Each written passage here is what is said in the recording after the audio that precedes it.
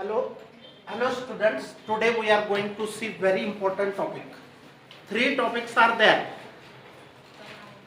In case of fundamental mode, second mode, third mode. तीन topics आहेत आणि त्या तिघांपैकी एक परीक्षेला असणारच.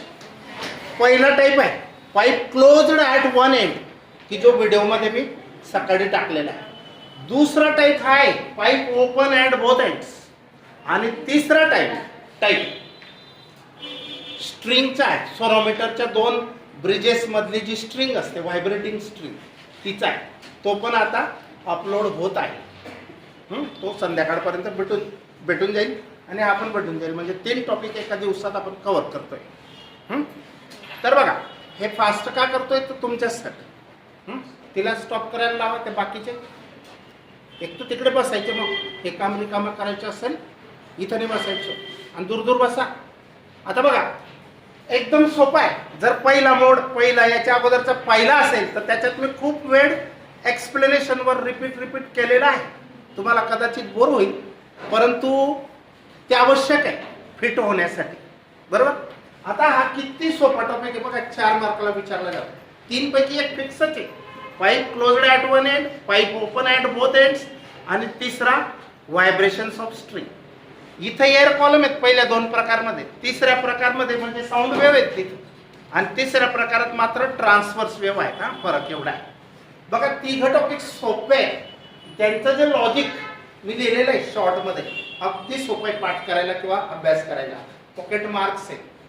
तरी पण घाबरून जातात, मिस्टेक होतात पेपरमध्ये. असं बघायचं परत एकच समजलं ना तर तिघ टॉपिक तुमचे झाले समजायचे. फक्त थोडा मायनर फरक आहे.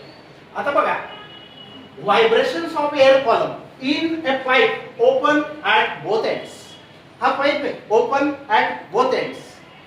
हा पण हे तिघांची लेंथ ही लेंथ सेम आहे. ही जी लेंथ आहे ही सेम आहे तिघ पाईपची. फक्त फ्रिक्वेन्सी पहिले 3 प्रकार आहेत. याच्यापेक्षा अजून जास्त फ्रिक्वेन्सी वाढवता येईल. चौथा मोड, 5वा मोड पण असेल. पण पहिले 3 मोड शिकलो म्हणजे पुढचे सहज येतील. या फॉर्म्युल्यावर काढता येतील. लक्षात ठेवा ही गोष्ट. आता बाउंड्री कंडिशन म्हणजे टोकाची अट अशी असते की तिघांमध्ये बाउंड्री कंडिशन अर्धा मार्क असतो. हे लिहिलेलं आहे ना बाउंड्री कंडिशन, तर याला अर्धा मार्क असतो. इथं बाउंड्री कंडिशन काय आहे? ओपन एंड्सला नेहमी अँटीनोडच तयार होईल. मग दोघं ठिकाणी अँटीनोड आणि फ्रिक्वेन्सी पहिली लोवेस्ट म्हणजे कमीत कमी असते. तिला फंडामेंटल फ्रिक्वेन्सी म्हणतात. मग 2 अँटीनोड्स पण तयार व्हायला पाहिजे. बाउंड्री कंडिशन काय? When stationary waves are set up in a pipe open at both ends. जेव्हा स्टेशनरी वेव्ह सेटअप होतात, कसे सेटअप होतात तर हा एक पाईप असतो असा. त्याला रेझोनन्स ट्यूब प्रॅक्टिकल मध्ये बघणार आणि तो जो ट्युनिंग फॉर्क आहे त्या पाईपच्या असा व्हायब्रेट करायचा आणि तो लावायचा. वेगवेगळे आवाज किंवा साऊंड तयार होतात आणि मग त्यालाच म्हणजे तो साऊंड एक वेव्ह जाते आणि ती रिफ्लेक्ट होऊन परत येते. बरोबर. तर स्टेशनरी वेव्ह तयार होते. जाणारी वेव्ह आणि येणारी वेव्ह सेम आहे, एकच आहे. तिचा फ्रिक्वेन्सी, पिरियड, वेव्हलेंथ सगळं सेम आहे. आणि म्हणून गोईंग वेव्ह आणि रिफ्लेक्टेड वेव्ह यांच्यामुळे काय तयार होतात? स्टेशनरी वेव्ह तयार होतात की ज्यांच्यामध्ये नोड्स, अँटीनोड्स असतात. बरोबर. आता ही लोवेस्ट मोड आहे. याची बाउंड्री कंडिशन काय बघा, लक्ष द्या. बाउंड्री कंडिशन म्हणजे अट आहे काय? When stationary waves are set up in a pipe. कशा सेटअप करतात? ट्युनिंग फॉर्क तो वाजवायचा, लावायचा नुसता, वरती हवेमध्ये धरायचा असा. मागच्या फिगर मध्ये मी दाखवलेला आहे tuning fork at both ends. When stationary waves are set up in a pipe at both ends then antinodes are formed at both open ends of a pipe. म्हणजे ओपन एंड्सला अँटीनोडच तयार होईल ही एक अट आहे. मग इथं अँटीनोड. मग मध्ये तुम्ही कमीत कमी किती लूप बनवू शकतात तर 2 अर्धे लूप तयार होतील. त्याच्यापेक्षा अजून कमी तयार होणे शक्य नाही. असा जर घेतला तर नोड इथे येईल, अर्धा जर घेतला तर नोड इथे येईल. पण अट चुकेल. हा इकडे अँटीनोड तर येईल पण खाली नोड येईल. मग दोघे अँटीनोडच यायला पाहिजे एंड्सला, दोघे एंड्सला.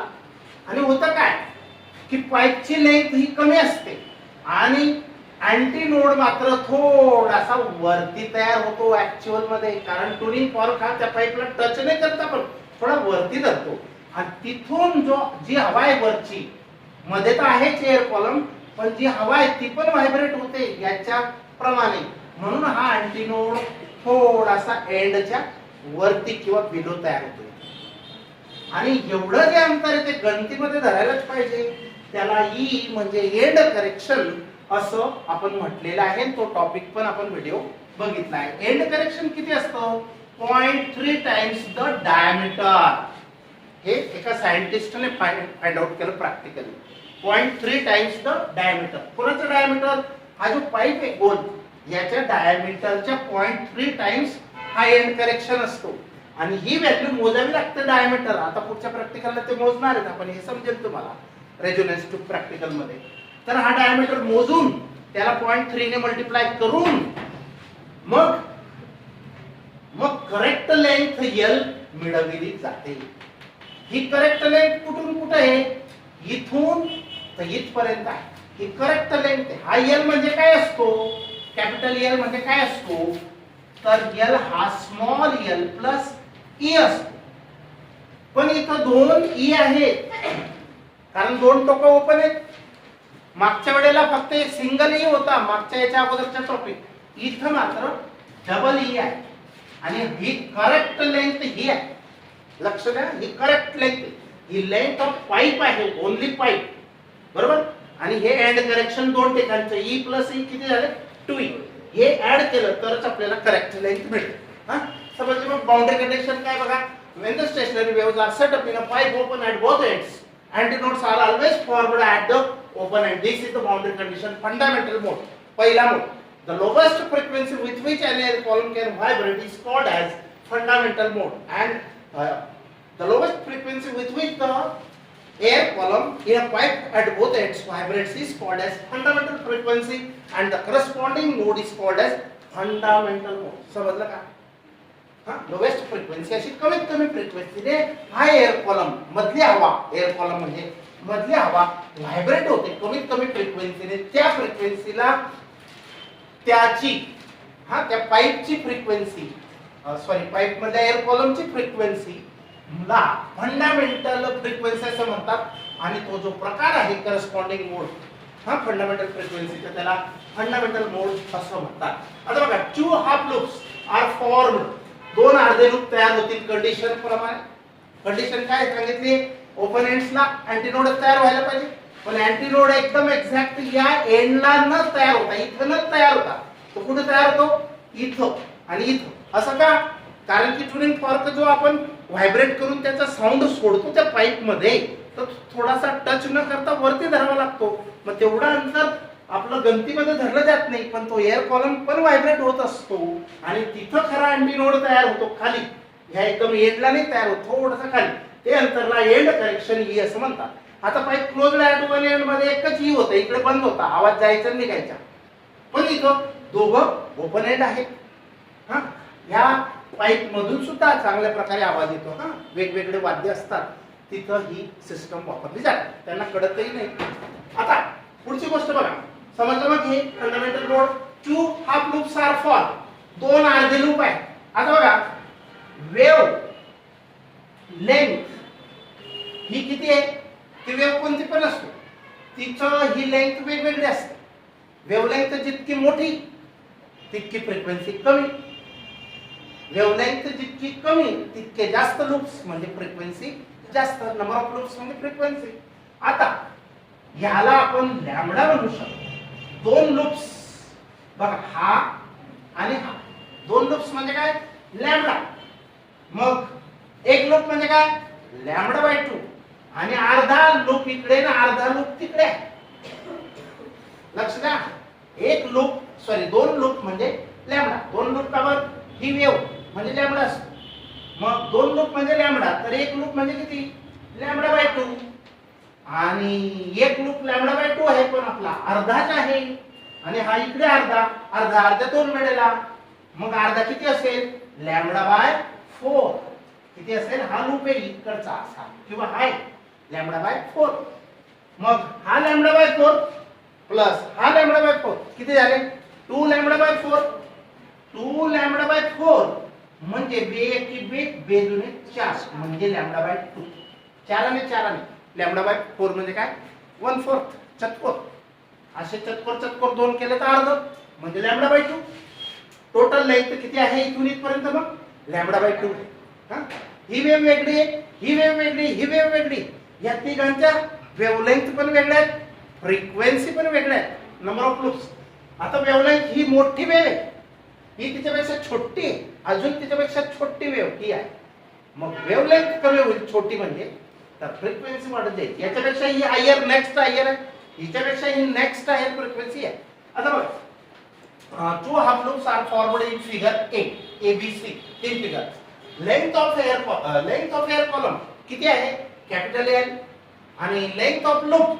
ह्या लूप्सची लेंथ लॅम्बडा मध्ये सांगायची असते ती किती आहे लॅम्बडा बाय 2 मग याच्यावरून काय करायचं लॅम्बडाची व्हॅल्यू तयार करा हा 2 तिकडे मल्टिप्लाय होईल lambda is equal to twice आहे समजला लॅम्बडाची व्हॅल्यू तयार केली का बरं तयार केली तर बघ v is equal to n lambda हा फॉर्म्युला आपण कुठे शिकलोय 11वी मध्ये साऊंड चॅप्टर मध्ये v म्हणजे स्पीड किंवा व्हेलॉसिटी ऑफ साऊंड n म्हणजे फ्रिक्वेन्सी ऑफ साऊंड लॅम्बडा म्हणजे wavelength of that sound okay मग v is equal to n lambda असतो पण आपल्याला n पाहिजे काय पाहिजे n मग n ची व्हॅल्यू तयार करा याच्यावरून v upon lambda n is equal to v upon lambda मग n is equal to v जसाच्या तसा लॅम्बडाची व्हॅल्यू तयार केलेली आहे ती टाकायची 2n झाला फॉर्म्युला तयार मागच्या मध्ये हाच फॉर्म्युला v अपॉन 4l आहे लक्षात ठेवा फंडामेंटल फंडामेंटल लक्षात ठेवायचे हा फंडामेंटल फ्रिक्वेन्सी आहे आता इथं l ची व्हॅल्यू तर l प्लस 2e असते कारण दोघं टोकांना एंड करेक्शन आहे मग काय करायचं l ची व्हॅल्यू ही टाकून पाहूया टाकली त्याच फॉर्म्युल्यामध्ये इथंच तर v जसाच्या तसा n जसाच्या तसा 2 जसाच्या तसा आणि l च्या जागेवर हे व्हॅल्यू टाकली आणि हे इक्वेशन मिळवला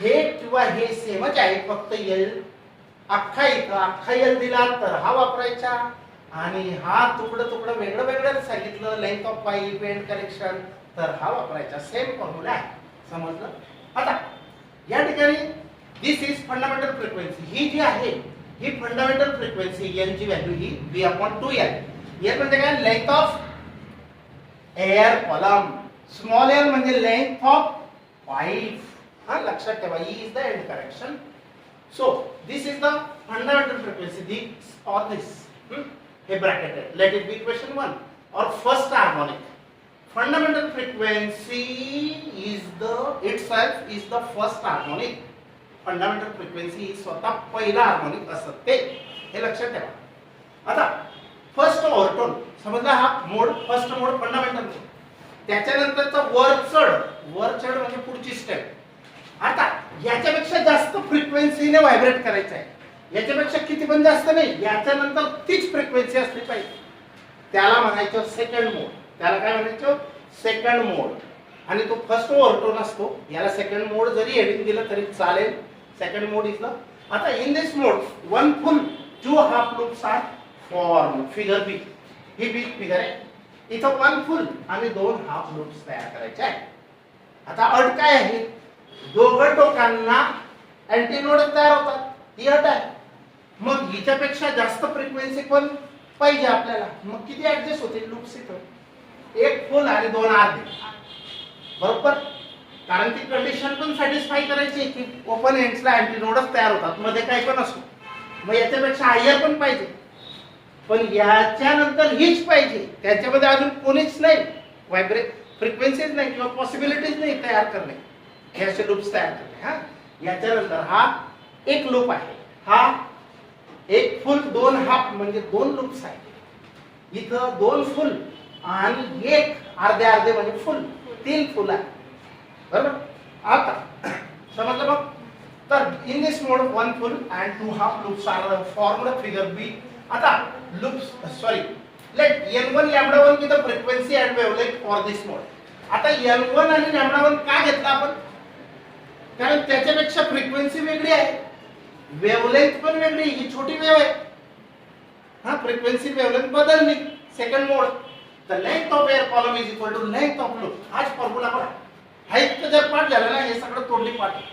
the length of air column किती आहे एल. लेंथ ऑफ लूप, लूपची लेंथ लॅम्बडा मध्ये सांगायची. मग लेंथ ऑफ लूप किती आहे लॅम्बडा 1 इतकी आहे. हे कुठून आणलं. दोन लूप आहेत ना, एक पूर्ण आणि दोन अर्धे म्हणजे दोन लूप आहे. दोन लूप म्हणजे लॅम्बडा. पण ही वेव्हलेंथ वेगळी म्हणून तिला 1 बरोबर. लॅम्बडा 1 फ्रिक्वेन्सी वेगळी म्हणून n1 बरोबर. मग लॅम्बडा 1 ची व्हॅल्यू इथं जशी तयार केली ही तशीच इथं तयार करायची. Lambda 1 is equal to capital L. Lambda 1 ची व्हॅल्यू टाकावी लागणार इथं आपल्याला. हा परंतु 11 मध्ये शिकलो काय v is equal to n lambda. तोच formula v is equal to n lambda. मग इथं n1 लॅम्बडा 1 का घ्यावा कारण त्याच्यापेक्षा हा वेगळा आहे म्हणून 1. तुम्ही याला 1 म्हटलं तर याला 2 याला 3 म्हणणार काही फरक पडत नाही. पण सुरुवातीला आपण कोणताच 1 2 देत नाही. दुसरा असेल तर 1, तिसरा असेल तर 2. आता हे समजलं. मग n1 पाहिजे आहे आपल्याला. याची फ्रिक्वेन्सी पाहिजे, frequency of vibration of air column. तर n1 is equal to v upon lambda 1. मग n1 v जसाच्या तसा लॅम्बडा 1 ची व्हॅल्यू पुटअप करा n. n ही पुटअप केली. आता 2 ऍडजस्ट केलाय का तर इथं जर v अपॉन l आहे इथं 2 ने मल्टिप्लाय करा आणि 2 ने डिवाइड करा. काय फरक पडेल. फरक काहीच पडत नाही कारण multiply and divide by same number two the any number is same always बरोबर ना.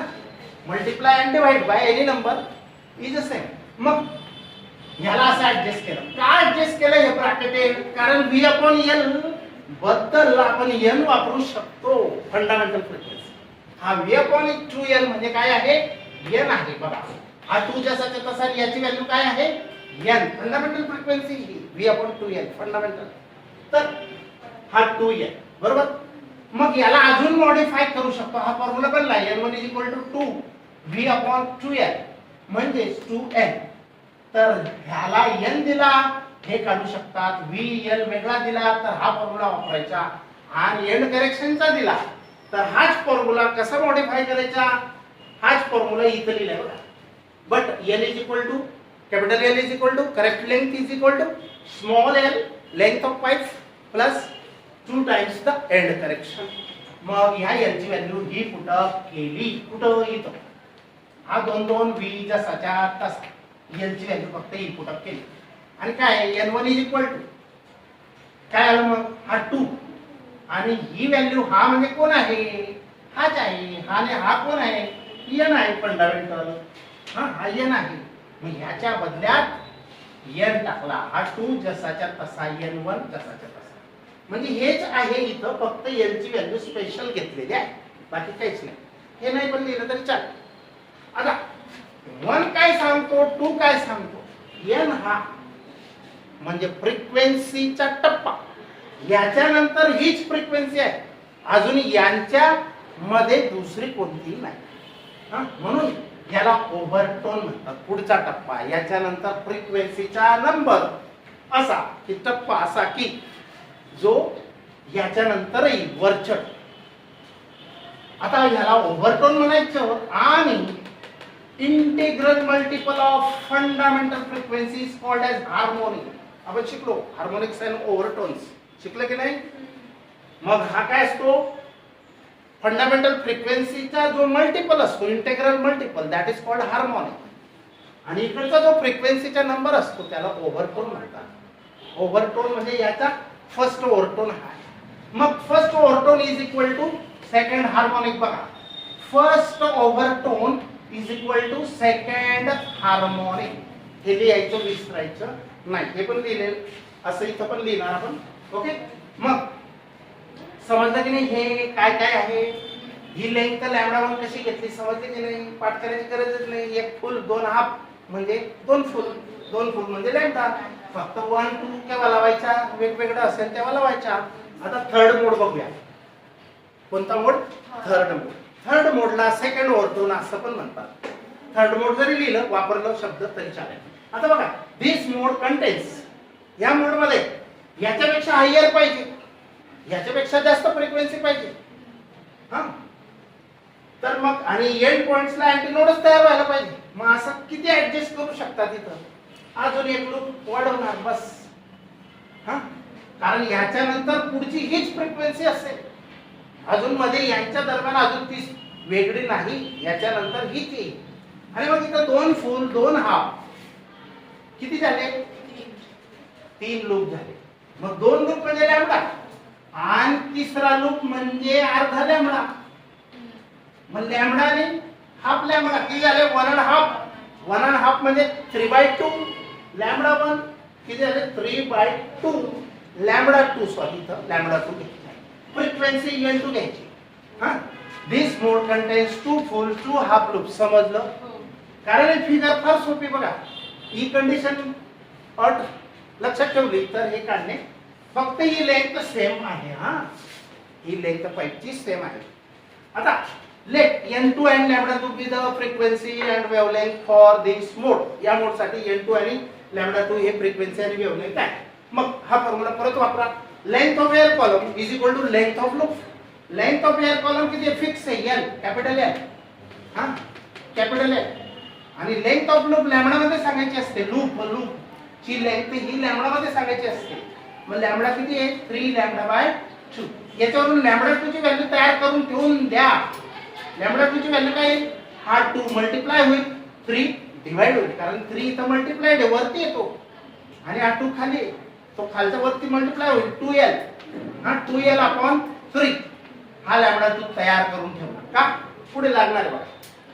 परंतु 11वी मध्ये शिकलो, but V = n lambda. Madam एकच मिनिट, V = n लॅम्बडा बरोबर. इथं 2 का लावला रे, याच्यानंतर वेगळं दाखवायचंय बरोबर. मग N2 लॅम्बडा 2, याच्यावरून N2 ची व्हॅल्यू तयार करा. कशी तयार होईल, V/λ2 बरोबर. N2 = V/λ2.